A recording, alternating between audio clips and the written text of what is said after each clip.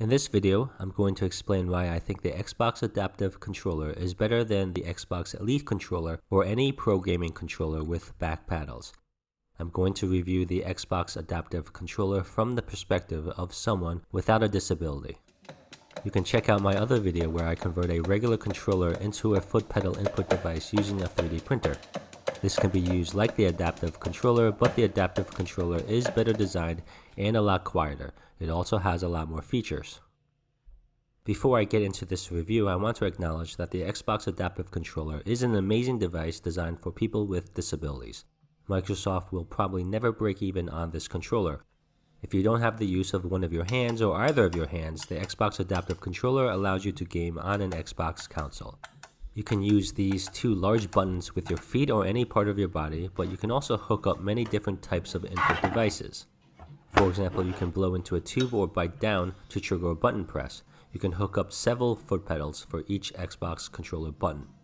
Given the cost of medical devices and technologies for people with disabilities, the regular price of the Xbox Adaptive Controller at $100 is like Microsoft giving it away for free in comparison. It is moderately expensive for a controller, but very inexpensive for a piece of technology designed for people with disabilities. I think Microsoft could break even on the adaptive controller if they marketed it to serious gamers. It helps people with disabilities, but it also gives a big advantage to gamers without a disability. This is the focus of today's video.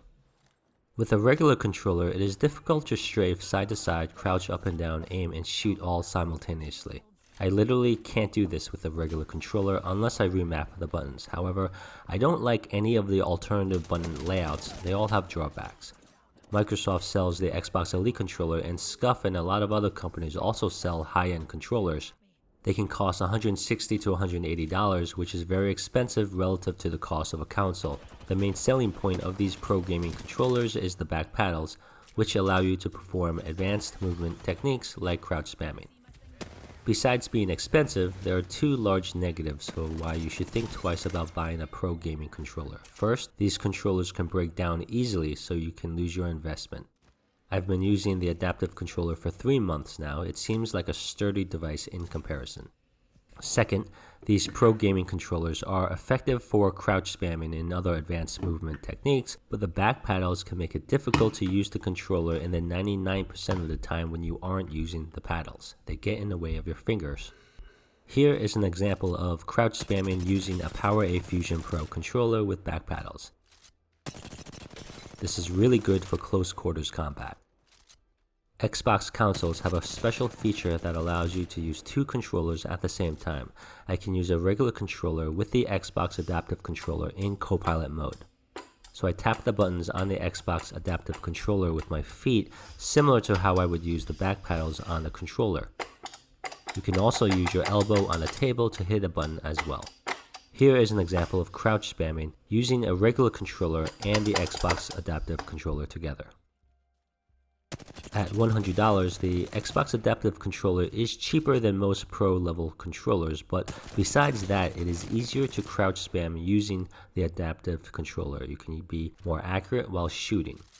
A simple reason for this is when you crouch spam using a pro Xbox controller, you are doing a lot of stuff with your hands and fingers. The Xbox Adaptive Controller can be used with your foot or elbow. You can hook up a lot of different types of input devices. Furthermore, with the adaptive controller, you don't need to get used to a controller with back paddles, which are very difficult to use for many people. So to summarize, the Xbox Adaptive Controller is cheaper than most pro gaming controllers. It is easier and more effective to crouch spam using an adaptive controller than a regular controller or a pro gaming controller with back paddles because you are doing fewer things with your fingers. And with the adaptive controller, you don't need to get used to a controller with back paddles, which is difficult for many people to use. The Xbox Adaptive Controller helps people with disabilities, but I look at the adaptive controller as bringing many advantages in competitive online multiplayer games to people without disabilities. It clearly augments your capabilities. You are no longer constrained by a typical controller. Console players generally only use their hands, but what about other parts of your body like your feet, knees, and elbows? The Xbox Adaptive Controller is like a more primitive form of the Xbox Kinect controller that works within its limited boundaries in a more effective way than the Kinect controller did. The Kinect controller was probably ahead of its time. Thanks for watching. If you've enjoyed this video, please subscribe.